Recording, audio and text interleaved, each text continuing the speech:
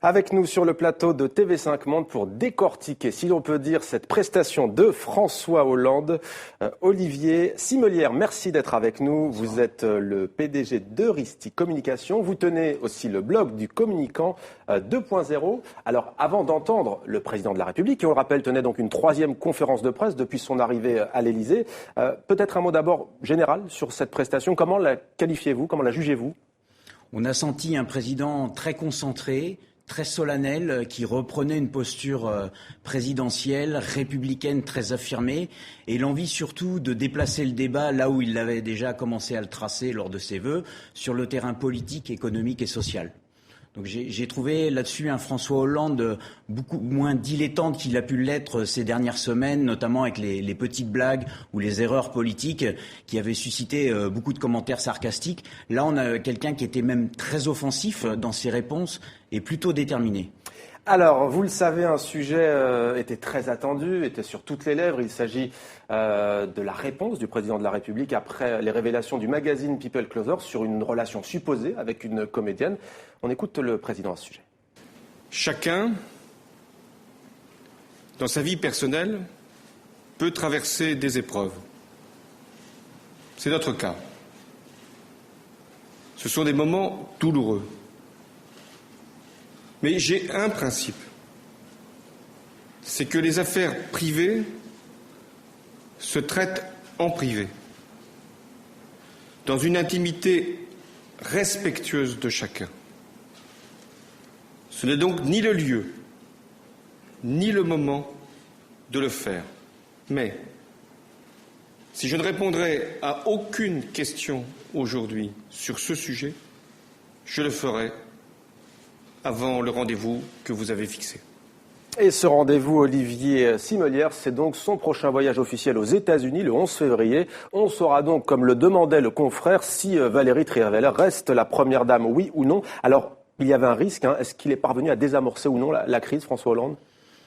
En tout cas, temporairement, il est parvenu à clairement circonscrire l'incendie médiatique qui sévissait depuis quelques jours, en disant qu'il ne répondrait pas lors de cette conférence, mais il a indiqué en échange une échéance très claire, où en principe maintenant on saura quel est le futur statut de Valérie Trierweiler. Il a désamorcé, je vois d'un point de vue aussi humain, puisque Valérie Trierweiler est actuellement hospitalisée, et dans l'hypothèse où il aurait annoncé une rupture, je pense que là, cette fois-ci, son image en aurait vraiment pris un coup très sérieux. Il a choisi de déplacer le débat. À cet égard, il me rappelle beaucoup ce que Nicolas Sarkozy avait dit et fait en substance lorsque des rumeurs de son divorce commençaient également à courir dans les rédactions, qu'il avait été interrogé par un de vos confrères. Il avait à peu près utilisé les mêmes mots de respect de la vie privée, de drame personnel. De ce qui arrive à beaucoup de familles finalement aussi. En replaçant ça vraiment au cœur de l'humain, de l'individu et du privé. Donc là, on revoit une séquence très similaire.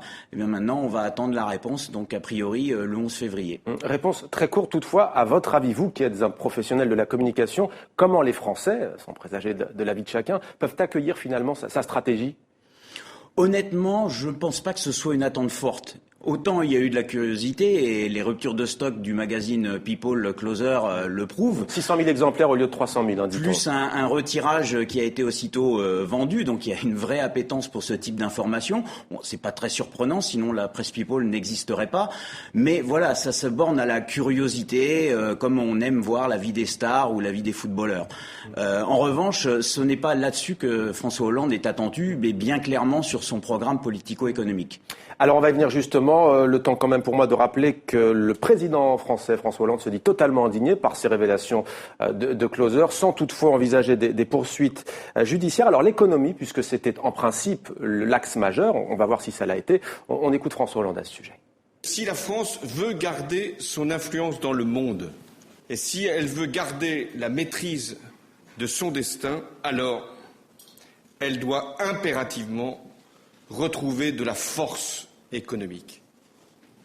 Or, elle en a perdu ces 10 dernières années.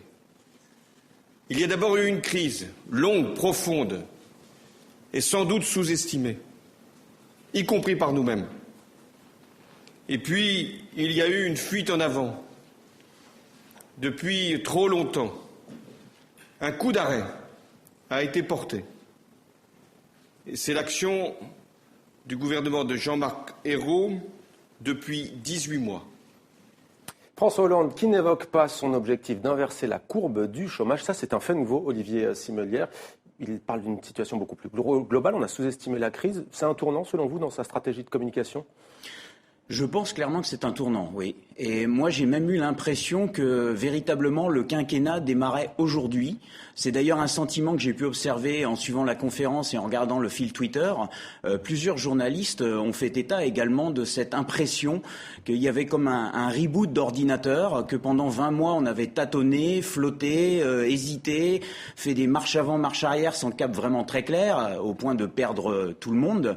Et là, on a quelqu'un qui d'emblée a attaqué son discours avec le pacte de responsabilité. C'est un aveu d'impuissance ?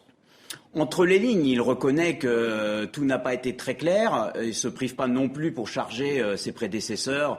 Ça, c'est une tactique traditionnelle de dire que ces 10 dernières années, finalement, on a laissé filer beaucoup de choses et en particulier les déficits. Là, il y a eu une main tendue lors des vœux, notamment aux patrons et aux entreprises, avec ce pacte de responsabilité. Le président, cette fois-ci, l'a détaillé en fixant une date de lancement le 21 janvier, 4 chantiers majeurs, et puis en annonçant des commissions, des cellules de réflexion. Alors, reste à savoir après si on ne tombera pas dans le syndrome comité Théodule ou pas. Il va falloir que les actes suivent, mais dans la posture qui a été adoptée aujourd'hui, c'était quand même très clair, très carré. Cote de popularité au plus bas pour le président François Hollande. Il a en tout cas battu des records ces derniers mois. Est-ce qu'il peut rectifier le tir ? Vous nous dites aujourd'hui début de mandat. Est-ce que pour le reste de son quinquennat, il peut sauver les meubles, entre guillemets, si l'on peut dire ? Paradoxalement, j'ai envie de dire, puisqu'il est si bas, à la limite, il peut encore tomber, bien sûr, encore plus bas, mais enfin, c'est vraiment très bas. C'est record battu pour un président de la Ve République. Quelque part, ça peut être paradoxal, mais il est affranchi finalement maintenant, il n'a plus besoin d'essayer d'être populaire puisqu'il est tombé très bas. Donc autant engager les réformes, même si elles sont douloureuses, même si ça va frotter très clairement sur l'aile gauche du Parti socialiste et les alliés, même si le doute va être... Remaniement toujours pas l'heure du jour, hein. Un remaniement pourrait faire l'objet d'une seconde séquence. Personnellement, je ne suis pas politologue, mais ce serait un geste fort, avec une ouverture par exemple au centre, avec l'entrée de centristes au gouvernement. C'est une hypothèse qui n'est pas à exclure.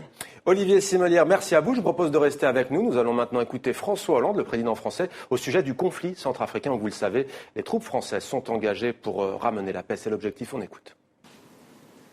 Nous n'avons pas vocation à choisir les dirigeants de la Centrafrique.